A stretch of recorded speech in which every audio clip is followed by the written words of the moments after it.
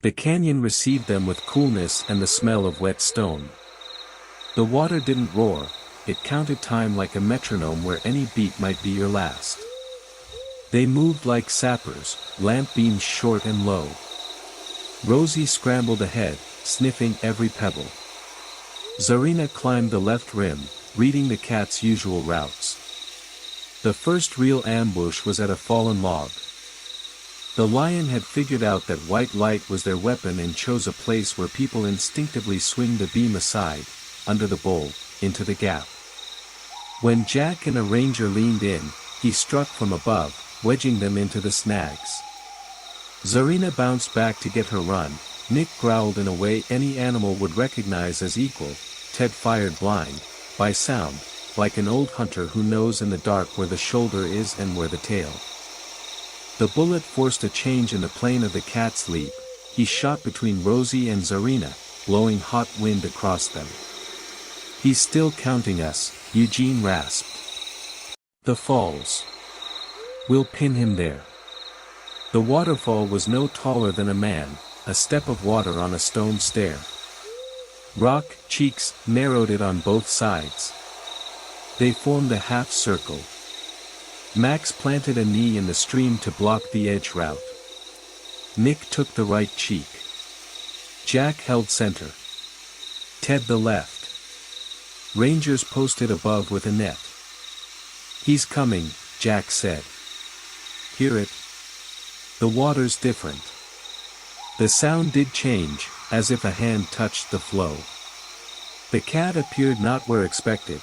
He crawled above the falls and dropped straight into the pool where Max stood. The water shattered like glass.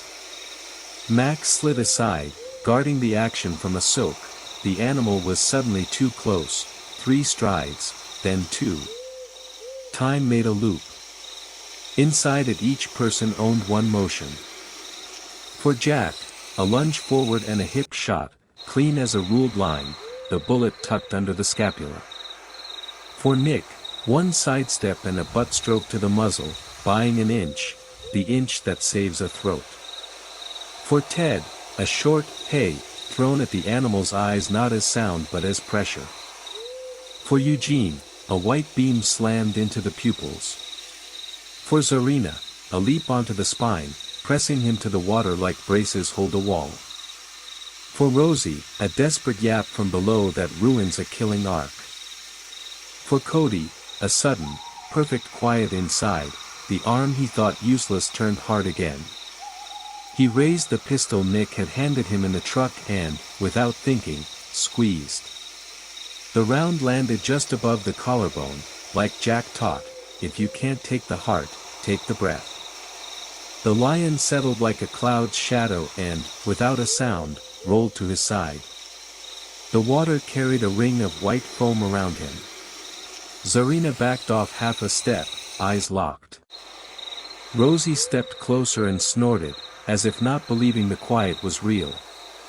Jack waited 10 seconds, then 10 more, walked in, and laid his palm on the wet neck. "That's it," he said. "It's over." Words after such things never fit.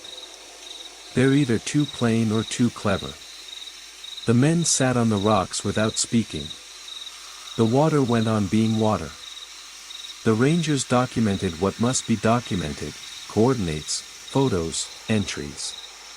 Ted looked at Cody. "You shouldn't have come, kid. But without you it wouldn't have gone this way." Sometimes shouldn't and must are the same thing. They carried Liam to the truck on a poncho. 6 men bore him, that's easier and more honest. At dawn on the edge of town the wind brought coffee and pastry, and that made it clearer than anything, the living must live, and the dead must be remembered without extra words but with right deeds. The funeral was quiet. An ash over a simple stone. Friends, parents, a few neighbors. The ranger who had posted the store notice came and said they could take the sign down now. Max tried for fine words and failed. Instead he handed Liam's mother a tiny salt-shiny tuft of mane hair from the bark. "He didn't suffer," Max said, and she needed nothing beyond his face.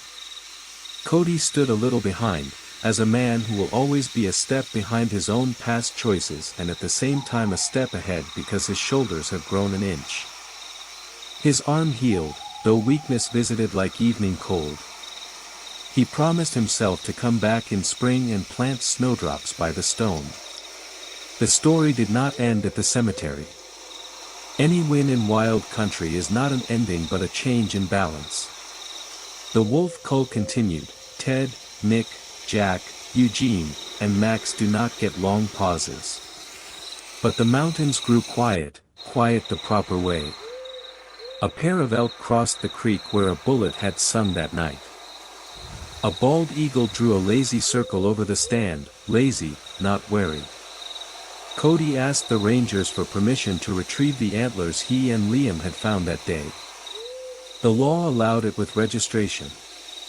He logged them, cleaned them gently, and hung them on his wall, not as trophies but as long, warm commas in the long sentence of memory.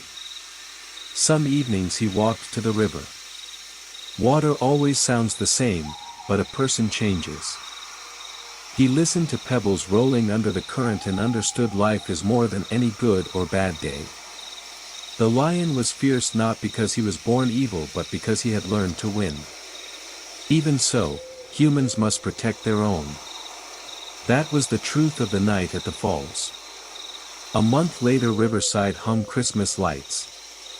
Eugene brought a jug of homemade cider, to wash down the bitterness, not the memory. Ted argued with the sheriff that snow wouldn't close the road to the plateau this year. Nick bought new harnesses for Zarina and Rosie.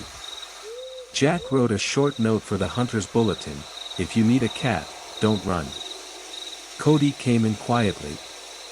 They looked up and saw not the kid we rescued, but a peer. He had no stack of seasons in the backcountry yet, no cartridge box sorted by caliber, but his back was straight. In spring I want to hike back there, he said, sitting down. Two of us made it too easy to believe we were in control. In spring everything's different, Ted said. But the rule's the same: walk, watch, listen, and come home. Come home, Cody repeated. It became the toast.